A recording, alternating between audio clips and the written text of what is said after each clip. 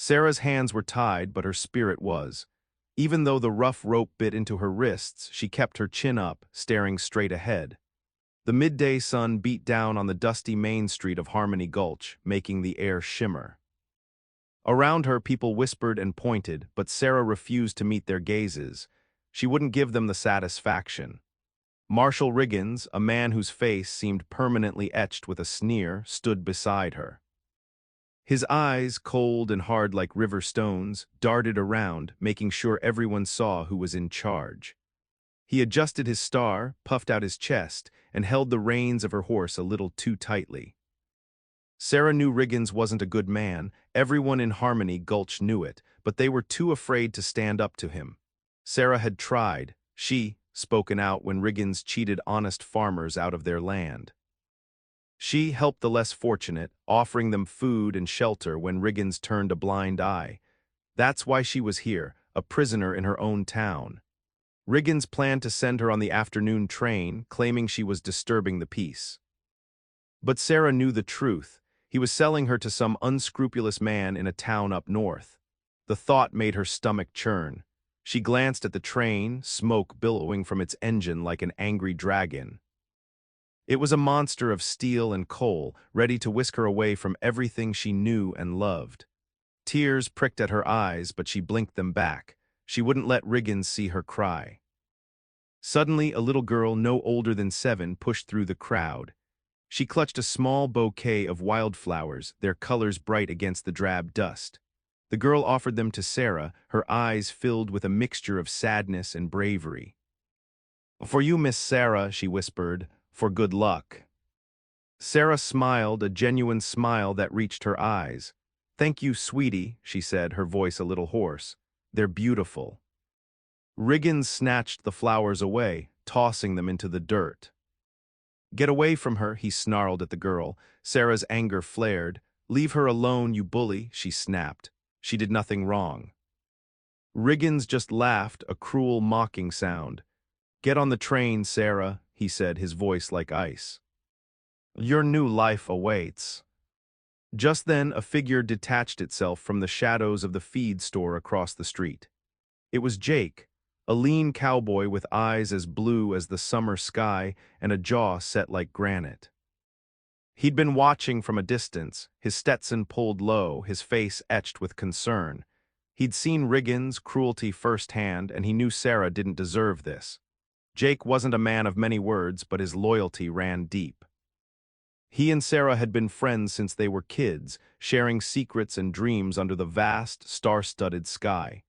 He admired her courage, her kindness, and her unwavering spirit.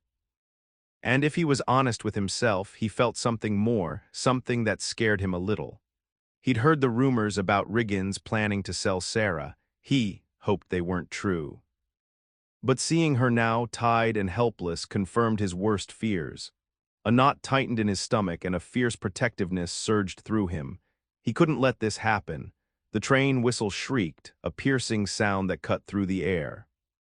It was a signal, a countdown to Sarah's departure. Jake knew he had to act fast. He watched as Riggins roughly guided Sarah toward the train. He saw the glint of tears in her eyes, quickly masked by a defiant glare. He saw the set of her jaw, the way she held her head high, even in the face of such injustice. Jake's hand instinctively went to the Colt Peacemaker strapped to his hip. He could shoot Riggins down right here, right now. But that would only make things worse for Sarah. It would brand her as an outlaw's accomplice, sealing her fate. He needed a better plan. He scanned the train, searching for an opportunity. He noticed the freight car at the back, its door bolted shut. That's where Riggins would stash her, like some piece of unwanted cargo. He also spotted the brakeman, a burly man with a greasy face, leaning against the side of the train, looking bored. The train lurched, signaling its imminent departure. This was it. Jake took a deep breath, his mind racing. He had a plan, a risky one, but it was the only chance he had. He couldn't let Sarah leave, not without a fight. He spurred his horse, a magnificent palomino named Buttercup, into action, positioning himself alongside the slowly moving train. His eyes locked with Sarah's for a fleeting moment. He offered her the smallest of nods, a silent promise that he wouldn't let her down. He was coming for her. With a surge of adrenaline, Jake urged Buttercup closer to the train. The gap was closing, the wind whipping through his hair. He timed his move perfectly, leaning out of the saddle and grabbing onto the ladder of the freight car. For a heart-stopping moment, he was suspended between Buttercup and the train, his grip the only thing keeping him from falling. He pulled himself up, his muscles straining, the rough metal digging into his hands. Buttercup, sensing the urgency, slowed his pace, allowing Jake to complete his daring maneuver. He scrambled onto the roof of the freight car, the wind roaring in his ears. Below, the town of Harmony Gulch shrunk into the distance, replaced by a blur of trees and fields. He had to move quickly. He crept along the roof, keeping low to avoid being seen. He reached the front of the car, where the brakeman was still leaning against the side, oblivious to the danger above. This was his chance. Jake took a deep breath, steeling himself for what he had to do. He dropped down silently behind the brakeman, his boots landing softly on the metal platform. The brakeman, startled by the sudden movement, whirled around, his eyes widening in surprise. "What the?" he started to say, but Jake didn't give him a chance to finish. With a swift, practiced move, he grabbed the brakeman, silencing his protests. He had no desire to hurt the man unnecessarily, but he couldn't afford to take any risks. He wrestled the brakeman away from the train car door and shoved him against the side of the train, quickly disarming him. "Sorry, friend," Jake said, his voice low and firm, "but this train's going in a different direction now." The brakeman, realizing he was outmatched, stopped struggling. His eyes darted around nervously, searching for a way out. "You can't do this," he stammered. "You'll be arrested." Jake ignored him, focusing on the task at hand. He needed to get inside the freight car to Sarah. He knew she must be terrified, locked away in the darkness. He reached for the bolt that secured the door, his heart pounding in his chest. He was so close. He just had to get that door open. He slid the bolt free. The door creaked open, revealing the dark interior of the freight car. The fight with the brakeman, though brief, showcased Jake's resolve. It wasn't about brute force, but about determination. The brakeman was bigger, heavier, but Jake was quicker, more agile, fueled by a purpose that burned brighter than any fear. When the brakeman first whirled around, surprise quickly turned to anger. He swung a clumsy punch, aimed at Jake's jaw, but Jake ducked under it, the wind of the blow ruffling his hair. He used the brakeman's momentum against him, grabbing his arm and twisting it behind his back. The brakeman grunted in pain, struggling to break free. "Let me go, you crazy fool," he yelled, his face red with exertion. Jake tightened his grip, forcing the brakeman to his knees. "I don't want to hurt you," Jake said, his voice calm but firm. "Just stay out of my way." But the brakeman wasn't listening. He bucked and twisted, trying to throw Jake off balance. He kicked out with his legs, catching Jake in the shin. Jake winced, but he held on tight. He couldn't afford to lose control. He knew this fight wasn't just about him. It was about Sarah, about her freedom, about righting a wrong. He thought of her, locked in the freight car, scared and alone, and his determination hardened. With a final surge of strength, Jake shoved the brakeman against the side of the train, pinning him there. He quickly relieved him of his pistol and his knife, tossing them both far away from the train. "I mean it," Jake said, his eyes locked on the brakeman's. "Stay put, or you'll regret it." The brakeman, finally realizing the futility of his resistance, slumped against the train, defeated. He knew he was no match for Jake's unwavering will. He glared at Jake, muttering under his breath, but he didn't try to fight anymore. Jake ignored him. He had more important things to worry about. He glanced back at the freight car door, now open, beckoning him. He took a deep breath, preparing himself for what he might find inside. He didn't know what awaited him, but he was ready to face it, no matter what. He was coming for Sarah, and nothing was going to stop him. This brief but intense struggle proved that. He was ready to risk everything for her. The darkness inside the freight car was thick and heavy, broken only by thin cracks of light filtering through the wooden slats.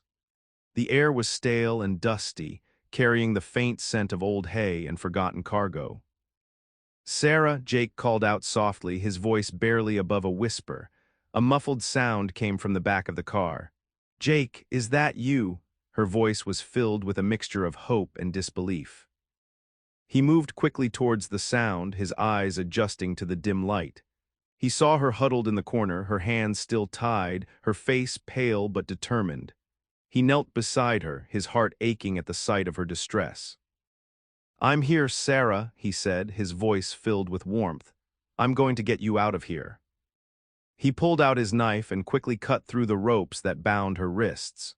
He rubbed her chafed skin, his touch gentle and reassuring.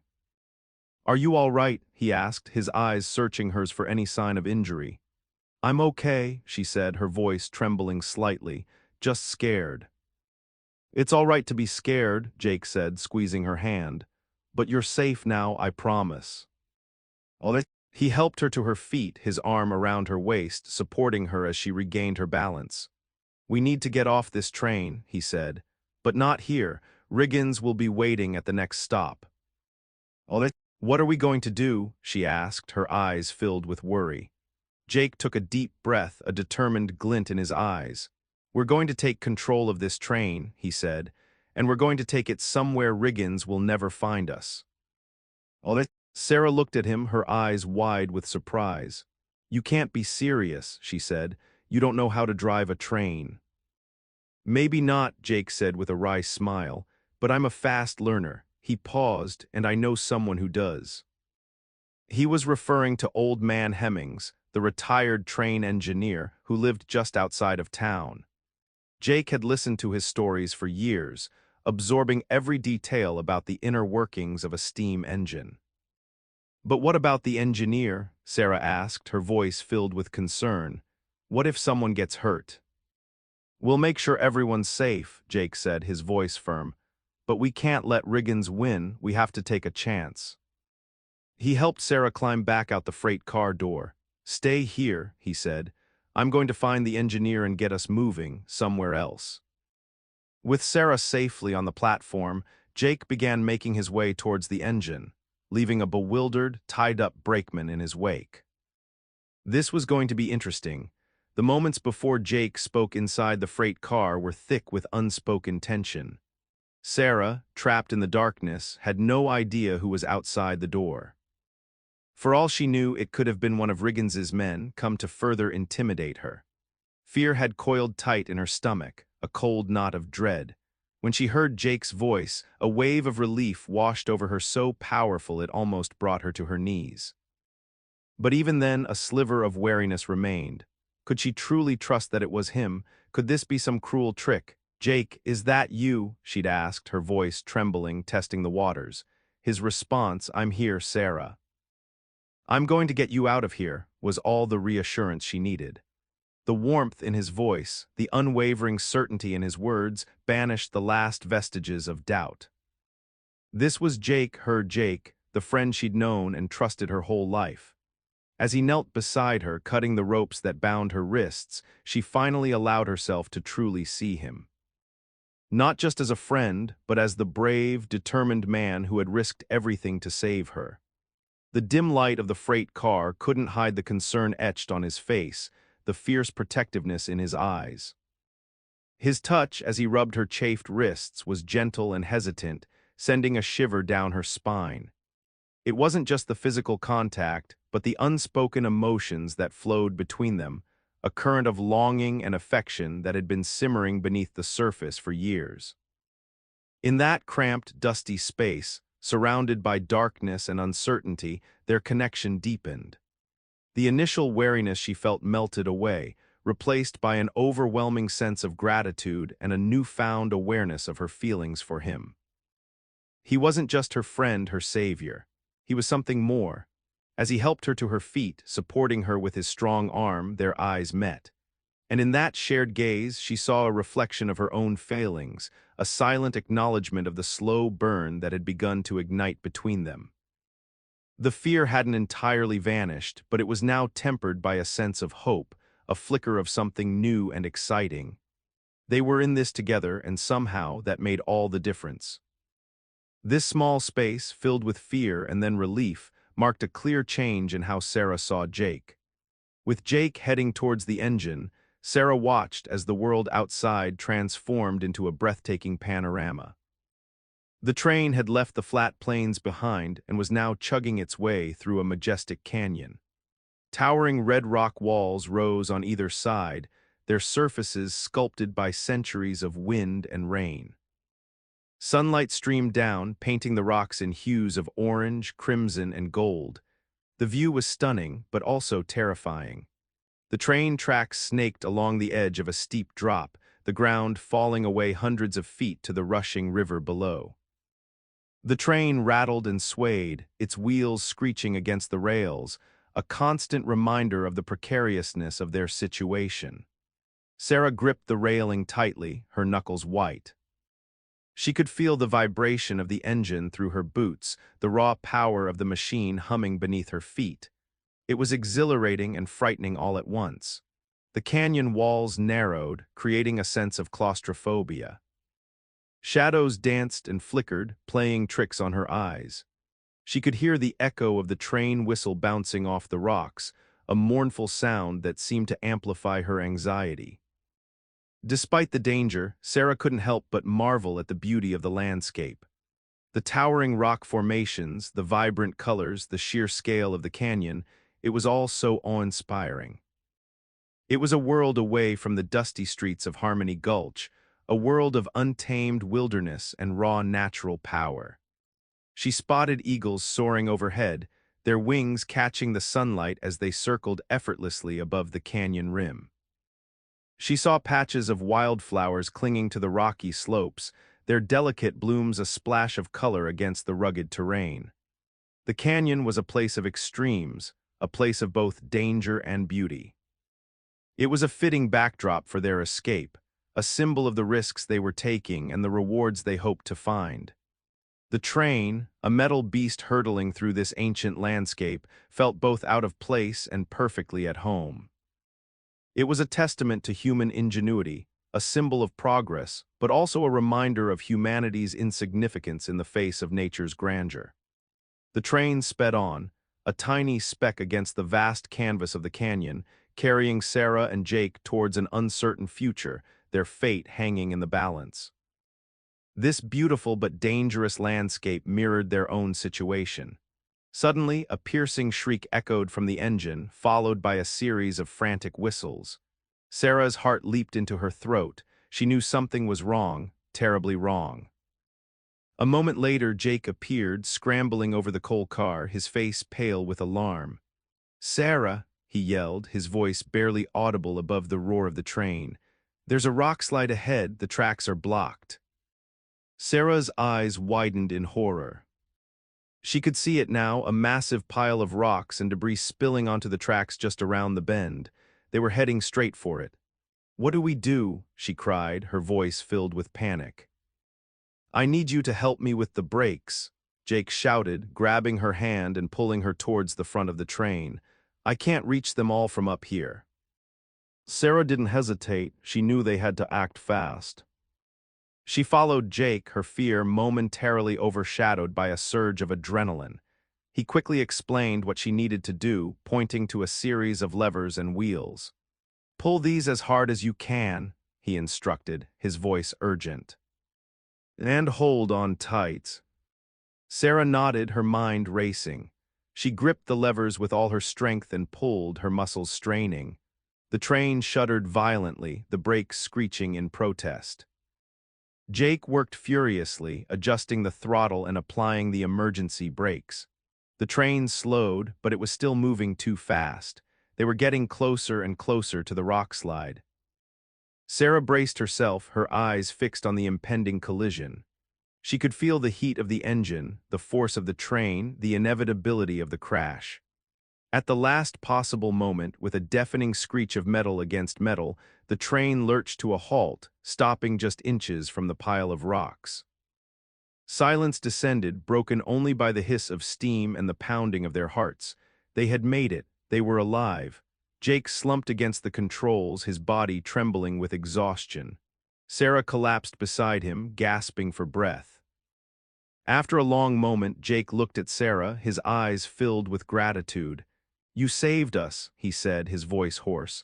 "I couldn't have done it without you." Sarah smiled, her heart swelling with pride. "We saved us," she corrected, squeezing his hand. In that moment, standing together on the precipice of disaster, their trust deepened. They had faced death together and they had survived. Their bond was stronger than ever before. They knew, without a doubt, that they could rely on each other, no matter what challenges lay ahead. This near miss had proven their teamwork. The near miss had shaken them both, but it had also brought them closer. As they sat in the relative quiet of the engine cab, catching their breath, Sarah found her mind drifting back to a time long ago, a time when their friendship was just beginning. Flashback. It was summer and the air shimmered with heat. Sarah, a freckled girl of 10 with pigtails bouncing down her back, sat beneath the shade of an old oak tree, reading a book. She loved to escape into stories, to imagine herself as a brave adventurer, exploring faraway lands. Suddenly, a shadow fell across her page.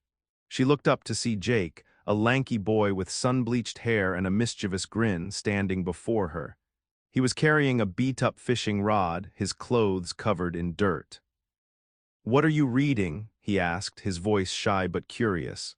Sarah hesitated for a moment, then held up her book. "It's about a princess who runs away from home to become a pirate," she said. Jake's eyes widened. "A pirate princess," he exclaimed. "That's awesome." From that day on, they were inseparable. They spent their summers exploring the woods, building forts, and swimming in the creek. They shared their dreams and secrets, their fears and hopes. Jake always looked out for her, protecting her from bullies and helping her with her chores. He admired her intelligence, her kindness, and her adventurous spirit. Sarah, in turn, admired Jake's courage, his loyalty, and his unwavering optimism. She loved his easy smile, his infectious laughter, and the way he always knew how to make her feel better. As they grew older, their friendship deepened, but something else began to develop between them, a feeling that was both exciting and terrifying. They would catch each other's eyes across a crowded room, a spark of recognition passing between them.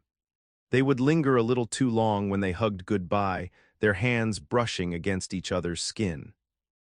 But neither of them dared to speak their feelings aloud. They were afraid of ruining their friendship, of shattering the perfect bond they had created. So they kept their emotions hidden, buried deep beneath the surface, hoping that someday, somehow, the time would be right. One evening, as they sat on the porch swing, watching the sunset, Jake had almost confessed his love for her. He had taken her hand, his touch sending a jolt of electricity through her body. But then a car had pulled up, interrupting the moment, and the opportunity was lost. End flashback. Now sitting beside him on the train, Sarah realized that maybe, just maybe, their moment had finally arrived. Back in Harmony Gulch, Marshal Riggins was fuming.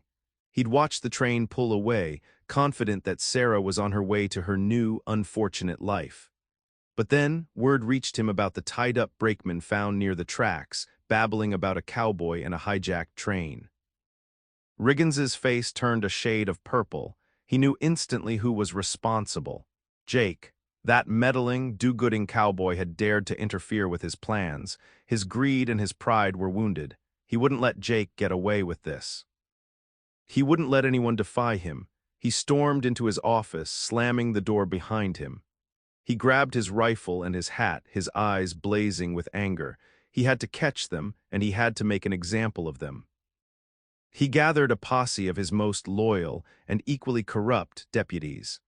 Men who were willing to do anything for a few extra dollars and a pat on the back from the marshal. He told them that Jake had kidnapped Sarah and was trying to escape justice.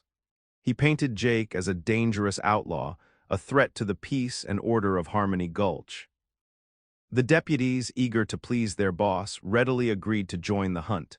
They saddled their horses, loaded their rifles, and prepared to ride. Riggins, leading the charge, felt a surge of satisfaction. He would show Jake what happened to those who crossed him. He knew the train was heading west towards the canyon. He also knew that there was only one way out of the canyon, a narrow pass that led to the next town. He planned to intercept them there to cut them off before they could escape. He spurred his horse forward, his posse galloping behind him, their hooves kicking up dust and gravel. He imagined the look on Jake's face when he saw them, the fear in Sarah's eyes. He couldn't wait to bring them back to Harmony Gulch to punish them for their defiance. He pushed his horse harder, ignoring the burning in his lungs and the ache in his muscles. He was determined to catch them, no matter what the cost. He had a reputation to uphold, a message to send. He wouldn't let a cowboy and a woman ruin everything he had worked so hard to achieve. The chase was on.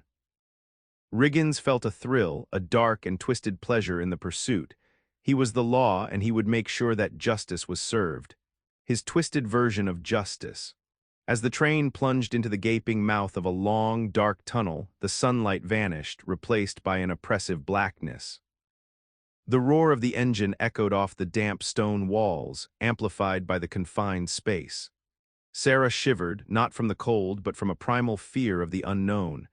Jake, sensing her unease, reached out and took her hand. His touch was warm and reassuring, a beacon of comfort in the darkness. "It's all right," he said, his voice calm and steady. "Just a tunnel, we'll be through it soon."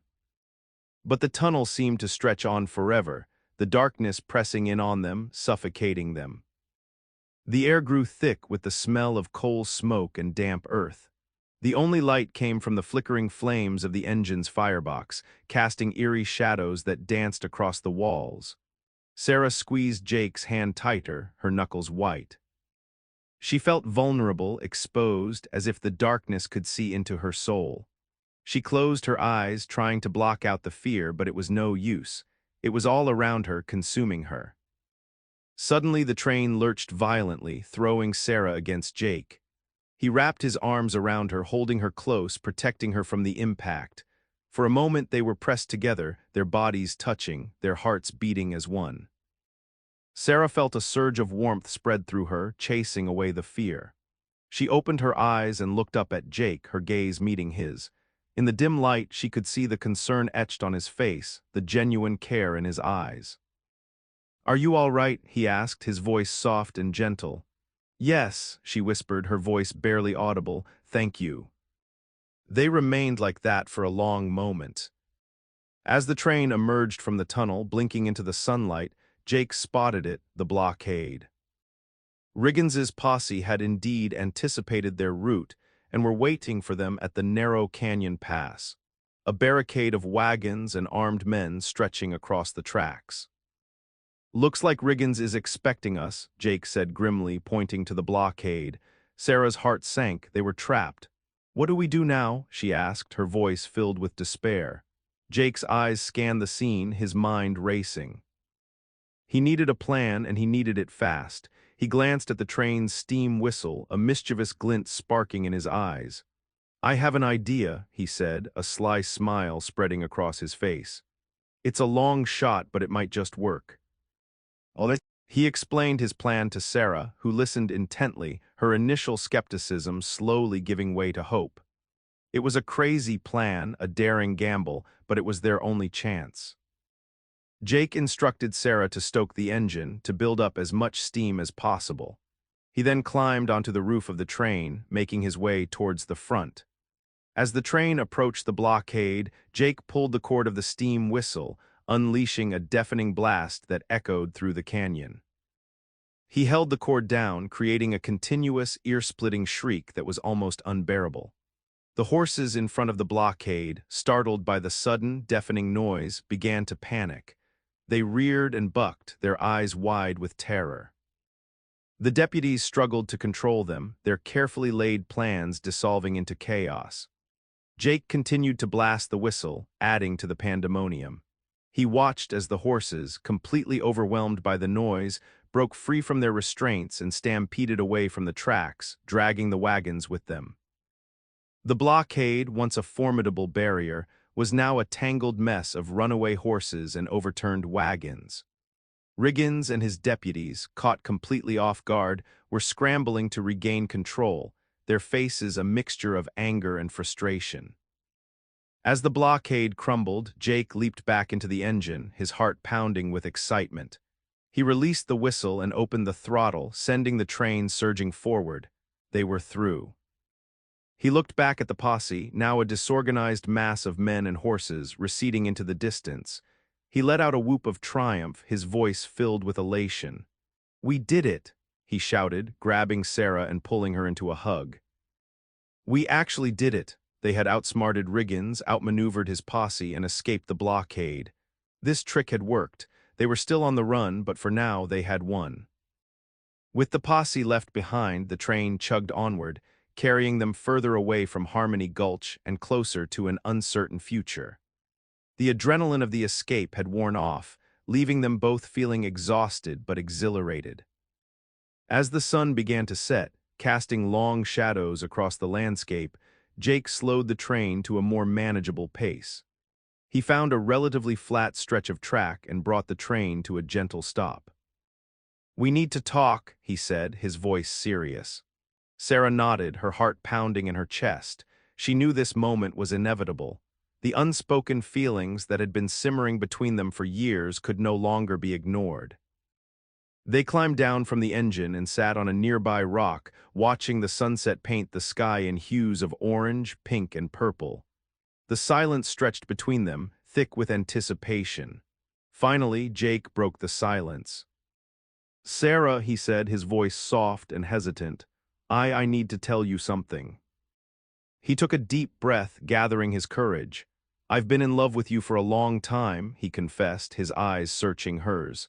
"Ever since we were kids. But I was always too afraid to say anything. I didn't want to ruin our friendship." Sarah's eyes filled with tears. "Oh, Jake," she whispered, reaching out and taking his hand. "I feel the same way." She paused, her voice trembling slightly. "I was always afraid too, afraid of losing you, afraid of changing things." They looked at each other, their eyes filled with a mixture of love, relief, and regret. They had wasted so many years hiding their true feelings, but now finally they were being honest with each other. "I know we're in a difficult situation," Jake said, squeezing her hand. "We're on the run with Riggins after us, but I promise you I'll do everything I can to keep you safe," Jake continued, his voice filled with conviction. "And I'll make sure Riggins never hurts you again." Sarah smiled, her heart overflowing with love. "I know you will," she said, squeezing his hand, "and I'll do everything I can to help you." Together they climbed back into the engine and continued their journey, their hearts lighter, their spirits renewed. They didn't know what the future held, but they knew they had each other, and that was all that mattered. After several hours of travel, as dawn began to break, painting the sky in soft pastel colors, they saw it, a small town nestled in a valley below. It was a peaceful, idyllic place with quaint houses, a bustling marketplace, and friendly-looking people. "This is it," Jake said, his voice filled with hope. "This is where we start our new life." As they pulled into the townsfolk gathered to watch, their faces curious and welcoming. They had never seen a train arrive so unexpectedly, so off schedule. Jake and Sarah climbed down from the engine, hand in hand, their hearts pounding with anticipation. They were greeted by the town's mayor, a kind-faced woman with a warm smile. "Welcome to Harmony Springs," she said, extending her hand. "We weren't expecting you, but we're always happy to welcome new faces." Jake explained their situation, telling the mayor about Riggins's corruption and their desperate escape. The mayor listened intently, her expression growing more serious with each word. When Jake finished, she nodded thoughtfully. "You've come to the right place," she said. "We don't tolerate injustice here. You'll be safe in Harmony Springs." She offered them a place to stay at the town's inn and promised to help them find work. The townsfolk, hearing their story, rallied around them, offering support and encouragement. Sarah and Jake felt a wave of relief wash over them. They had found a safe haven, a place where they could finally be free, a place where they could start over together. They were grateful for the kindness and generosity of the people of Harmony Springs, and they knew they had made the right decision. This was their new home. The next morning, Sarah and Jake stood beside the train, watching as the townsfolk unloaded the mail and prepared it for its onward journey. They had decided to leave the train in Harmony Springs, knowing that it would eventually be returned to its rightful owners. Their escape had been daring and necessary, but they didn't want to cause any unnecessary hardship for others. They looked at each other, a silent understanding passing between them. Their past was behind them. Harmony Gulch, Riggins, the train, they were all just memories now. It was time to focus on the future, on building a new life together in this welcoming town. Jake reached out and took Sarah's hand, his touch sending a familiar shiver down her spine. "Ready?" he asked, his eyes filled with love and anticipation. Sarah smiled, her heart overflowing with happiness. "Ready," she said, her voice filled with confidence. They turned away from the train and began walking towards the town, their steps in sync, their hearts beating as one. They passed the marketplace, filled with the sights and sounds of everyday life. They saw children playing, merchants selling their wares, and townsfolk chatting and laughing. It was a scene of peace and contentment, a stark contrast to the chaos and danger they had left behind. They stopped in the center of town, beneath the shade of a large oak tree, and turned to face each other. Jake cupped Sarah's face in his hands, his touch gentle and loving. "I love you, Sarah," he said, his voice filled with emotion. "More than anything in the world." Sarah's eyes filled with tears. "I love you too, Jake," she whispered, her voice trembling slightly. He leaned in and kissed her.